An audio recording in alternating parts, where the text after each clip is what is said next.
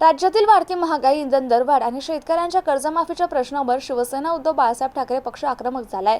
या विविध जनतेच्या प्रश्नाकडे सरकारचं लक्ष वेधण्यासाठी 7 जून रोजी सकाळी 9:30 वाजता छत्रपती संभाजीनगरातील क्रांती चौक येथे जनआक्रोश आंदोलनाचं आयोजन करण्यात आलंय। पक्षाचे पदाधिकारी, कार्यकर्ते आणि नागरिकांनी मोठ्या संख्येने सहभागी होण्याचं आवाहन आयोजकांकडून करण्यात आलंय। इंधन दरवाढ नव्हे तर संपूर्णपणे महागाई प्रचंड प्रमाणात वाढलेली आहे।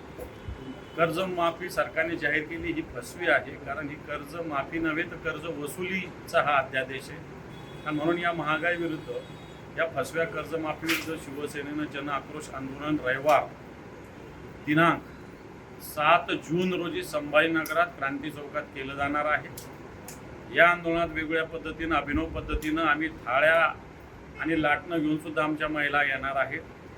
पालथे गॅस सिलेंडर, कारण आज या गॅस सिलेंडर भरू शकत नाही सर्वसामान्य माणूस, अशा प्रकारची स्थिती आहे।